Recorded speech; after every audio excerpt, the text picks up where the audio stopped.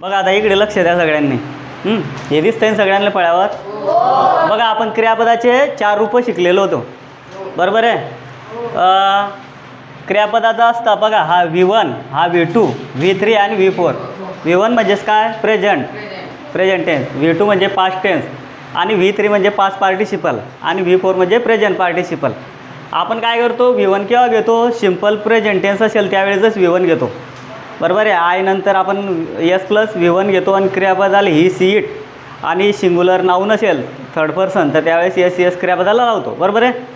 तर बघा V1 काय येते? गो. V2 काय येते? वेंट आणि V3 गॉन आणि V4 गोईंग. मग आता बघा आपण काय आपण पहिल्यांदा शिकलेलो होतो simple present tense. Simple present टेन्सचं स्ट्रक्चर जे आहे ते आपलं S प्लस V1 आणि क्रियापदाला S केव्हा? जेव्हा ही सीट असतो, ही सी आणि इट आणि थर्ड पर्सन सिंग्युलर नाऊन जर असेल समजा गोपाल, बरोबर आहे, रोहन किंवा एखादी कोणतीही वस्तू असे ते त्यावेळेस ते सब्जेक्ट असेल सिंग्युलर काही असतं सब्जेक्ट कोणतंही त्यावेळेस आपण S क्रियापदाला S किंवा S लावतो. आलं लक्षामध्ये? ही सीट असेल तेव्हा क्रियापदाला ही सीट असेल तेव्हा आपण राईट असेल तर काय करतो? समजा ही राईट्स, बरोबर आहे, अशा पद्धतीनं लिहितो. ही इट्स राईट्स, गोपाल राईट्स, अशा पद्धतीनं आपण घेतो. आता आपण काय करतो? आता सिम्पल पास्ट टेन्स शिकतोय. कोणता टेन्स शिकतोय? Simple past tense. मग सिम्पल पास्ट टेन्समध्ये क्रियापद कर्त्यानंतर कोणतं रूप घेतलेलं आहे? V2. म्हणजे गोचं V2 काय आहे? वेंट, बरोबर. मग आता आपल्याला जर समजा आता हे मी रब करतो, आपण काय घेतो? फक्त सिम्पल पास्ट टेन्स शिकतोय त्यामुळे आपण हे घेतो. आता बघा तू गेला म्हणताना बघा हे स्ट्रक्चर आहे S प्लस. मग पहिले काय घ्यायचं? तू गेलास, बरोबर. यू सब्जेक्ट काय घ्यायचा? मग यू. आणि तू गेलासला मग क्रियापदाचं कितवं रूप घेणार आहे तुम्ही? सिम्पल पास्ट दुसरं, बरोबर, V2. म्हणजेच बघा यू वेंट, बरोबर. हे झालं वाक्य तयार. यू वेंट म्हणजेच काय? तू गेलास. म्हणजे नेहमी काय करायचं? काय लक्षात ठेवायचं? कर्त्यानंतर साध्या भूतकाळामध्ये फक्त मुख्य क्रियापदाचं दुसरं रूप येतं V2, बरोबर आहे. आणि प्रेझेंटमध्ये सुद्धा कर्त्यानंतर क्रियापदाचं नेहमी काय येतं? पहिलं रूप येतं मुख्य, बरोबर आहे. म्हणजे साध्या काळामध्ये कर्त्यानं लगेच मुख्य क्रियापद, बरोबर आहे. मग ते काळानुसार. आता हा आपला पास्ट टेन्स आहे. मग आपण काय घेतलेलं आहे? कर्त्यानुसार लगेच क्रियापदाचं कितवं रूप घेतलं आहे? V2. आणि हा स्ट्रक्चर ध्यानात ठेवायचं, ही सिक्वेन्स ध्यानात ठेवायची ना, अशीच असते नेहमी लक्षात ठेवायचं, बरोबर आहे. साधा भूतकाळ आहे तर S प्लस V2. मग इकडे तुम्ही जोडू शकता यू वेंट टू स्कूल. तू शाळेला गेला होतास, बरोबर आहे. तू शाळेत गेलास. You went to school, you went to home. आलं लक्षामध्ये? तू घरी गेलास. अशा पद्धतीनं तुम्ही जोडू शकता. त्याने खाल्ले बघा इथे काही. मग क्रियापद करता काय आपला? ही. मग इथे हा यस आहे आणि हा खाल्ले V2, बरोबर आहे. लची भाषा हिच्यामध्ये. इथे लची भाषा म्हणजे साधा भूतकाळ येतो. म्हणजे काय इथे काय वाक्य तयार होईल? मग आपलं ही एट, बरोबर आहे. इट हे V1 आहे प्रेझेंटचं आणि त्याचा उच्चार प्रोनाऊन्सिएशन एट, पास्ट टेन्सचा एट. मग ही एट त्याने म्हणजे ही एट त्याने खाल्ले, त्याने खाल्ला. ही एट मँगो, त्याने आंबा खाल्ला. अशा पद्धतीत तुम्ही काही जोडू शकता कर्म. आलं लक्ष तुमच्या याच्यानुसार. ही एट फूड, त्याने अन्न खाल्ले. ही एट बनाना, त्याने केळी खाल्ली. आणि सिंग्युलर राहील तर वापरायचा. आलं लक्षामध्ये. प्लुरल राहील तर वापरायची गरज नसते. आलं लक्षामध्ये. ही एट मँगोज, लावायची गरज नसते. अशा पद्धतीनं. पण मग आपण साधा काळ शिकतोय. आपण ॲडव्हान्स स्ट्रक्चर नंतर बघू. बघा म्हणजेच काय? यू वेंट, बरोबर आहे. त्याने खाल्ले म्हणजे ही एट. आणि ती आली म्हणजे शी केम, बरोबर आहे. तो बोलला. स्पीकचं V2, बरोबर आहे. V3 स्पोकन येतं. आपल्याला V2चीच गरज येते. मग चौथं रूप स्पीकिंग असतं पण आपण S प्लस V2 घेतो आहे. मग ही स्पोक, बरोबर आहे. तो बोलला. ती रडली. क्रायचं V2 काईन क्राईड. मग काईन वाक्य तयार होईल सांगा बरं. शी क्राईड, बरोबर आहे. ती रडली. याला जर आपल्याला WS तयार करायचं असेल क्वेश्चन म्हणजे प्रश्नार्थी वाक्य कसं तयार होईल बरं सांगा बरं. आता बघा यू वेंट, इकडे यू वेंट आहे की नाही? यू वेंट दिसतंय इकडे, हे दिसतंय ना इकडे. बघा आता आपण इथे काय करू? क्वेश्चन सेंटेन्सेस तयार करू, बरोबर आहे. क्वेश्चन सेंटेन्सेस कसे? बघा सेंटेन्सेस इंट्रॉगेटिव्ह, त्यालाच काय म्हणतो आपण इंट्रॉगेटिव्ह. बरोबर आहे. कसं तयार कर सन WH वापरून सन. आता तू गेलास, यू वेंट. बरोबर आहे. WH जर समजा व्हेअर जर घेतला पुन्हा कसं घेसान मग इथे प्रश्नार्थी वाक्य कसं तयार होईल. Where did you went. हां where did you went. Where बघा WH आला व्हेअर नंतर डीड यू. आता इथे वेंट आहे की नाही, वेंट नाही घ्यायचं आपण. ह्या वेंट आहे की नाही V2 बद्दल आपण काय घेतलं इथे डीड घेतला आहे ना. मग गो घ्यावं लागेल, V1 घ्यावं लागेल. काय घ्यावं लागेल V1. बघा WH did plus S plus V1. बघा हा काय घेतला आपण इथे WS. बरोबर आहे. WS शांत बैस ना बाळा. हा डीड. बरोबर आहे. पहिल्यांदाच सांगितलं होतं मी तुला, आलं लक्षामध्ये. आणि हा सब्जेक्ट, हा सब्जेक्ट आहे आणि हा V1. बरोबर आहे. हा V1 काय येईन मग व्हेअर डिड यू वेंटचं काय घ्यायचं गो. गो काय घेतला कारण हा वेंटबद्दल आपण डीड घेतला आहे. दिसतंय की तिथे पाय बरं व्यवस्थित. हा हे सगळं दिसतंय. बरोबर आहे. मग आता व्हेअर डिड यू गो. बरोबर आहे. हा इथे गो का घेतला आता त्याने सांगितलं तर वेंट घ्यायचा नाही. कारण का आपण प्रश्नार्थी वाक्य बनवताना बघा you went did you go घ्यावं लागतं. कारण वेंटच्या ऐवजी आपण काय घेतो डीड वापरतो. मग you went did you went. बघा याचं डीड यू वेंट काय होईल.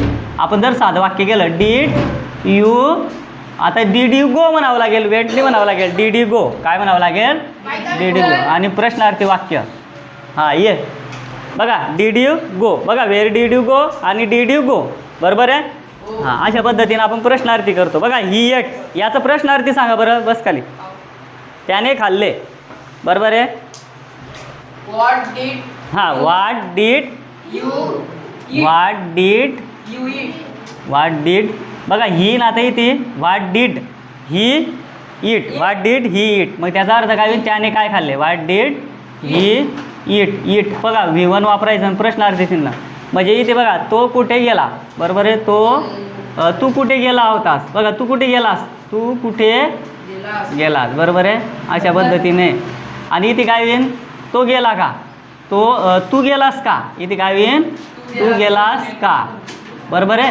याचा अर्थ काय तर व्हॉट डिड ही ईटचा त्याने काय खाल्ले, त्याने काय खाल्ले. बाकीच्यांना समजत नाही का मग सांगत जाणं उत्तर. त्याने काय खाल्ले. बरोबर आहे. बरोबर आहे. आता हा ही एटचा आहे की नाही ती प्रश्नार्थी. आता साधं जर बनवायचं म्हटलं विदाऊट WHचं तर कसं म्हणसान ही एटचं. हां काय होईल रे बोला. ही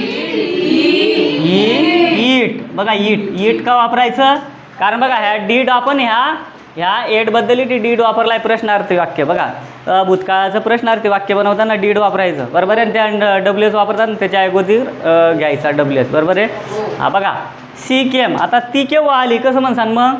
ती केव्हा आली, ती आली. आणि ती केव्हा आली कसं म्हणसान व्हेअर व्हेन म्हणजेच काय हां. मग कसं म्हणसान मग ती केव्हा आली. When did she come. बघा V1 घ्यायचं आणि प्रश्नार्थी चिन्ह.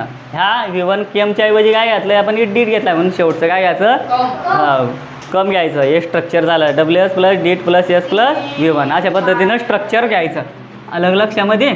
हां असं आपलं हे प्रश्नार्थी स्ट्रक्चर आहे. मग बघा आता ही स्पोक तो बोलला. मग तो केव्हा बोलला कसं म्हणसान मग. तो कुठे बोलला मग कसं म्हणसान. हां व्हेअर डीड हां ही. आता स्पीक काय घ्यावं लागेल की तो घ्यावं लागेल V1. आणि शेवटी प्रश्न तो कुठे बोलला. बरोबर आहे की नाही. आता शी क्राईड. ती कशी रडली कसं म्हणसान मग. How did she cry. बरोबर आहे. काय क्राय किती आहे V1 आहे. V1 काय घेतलं आपण ह्या डीडबद्दल आपण काय घेतलेलं आहे. ह्या डीडबद्दल काय घेतलं आपण ह्या क्रायचं डीड घेतलं आहे. क्राईडच्या ऐवजी आपण ह्या क्राईडच्या ऐवजी हा डीड घेतला आहे. बरोबर आहे की नाही. अशा पद्धतीनं ते प्रश्नार्थी वाक्य. मग इथे बघा हे व्हेन डीड सी कम याचं साधं वाक्य कसं बनेन बरं. ती आली. मग ती आली का कसं म्हणसान. हां डीड सी कम V1 घ्यावं लागेल कारण काय आता ही स्पोक तो बोलला.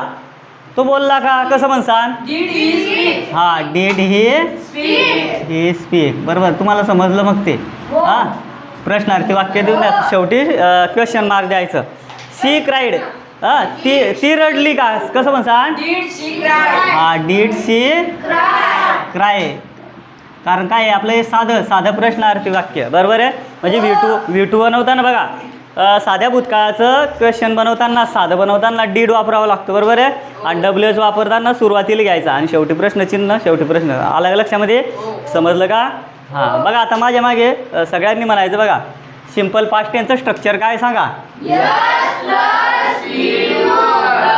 Object. बरोबर आहे WHचं बनवताना प्रश्नार्थी कसं आहे WH प्लस डीड V1 आणि शेवटी बघा तू गेलास काय म्हटलं आपण ना हां तू कुठे गेलास हां आणि तू गेलास का बरोबर आणि त्याने खाल्ले हां आणि त्याचं प्रश्नार्थी त्याने काय खाल्ले बरोबर आहे हां त्याने खाल्ले का हां बरोबर त्याने खाल्ले का आता टी वापरायची काही गरज नाही आपल्याला आहे ना बरोबर आहे ती आली तर शी केम आणि ती केव्हा आली हां आणि ती आली का बरोबर तो बोलला बरोबर ही स्पोक आणि तो कोठे बोलला बरोबर आहे आणि तो बोलला का बरोबर आणि ती रडली बरोबर आहे आणि ती कशी रडली हां आणि ती रडली का म्हणजे अशा पद्धतीने आपण हे प्रश्नार्थी वाक्य शिकले साध्या भूतकाळाची आलं लक्षामध्ये विद्यार्थी मित्रांनो तुम्हाला जर व्हिडिओ आवडला असेल तर आपल्या चॅनलला लाईक करा शेअर करा आणि सबस्क्राईब करा असेच तुम्हाला नवनवीन व्हिडिओ मिळतील धन्यवाद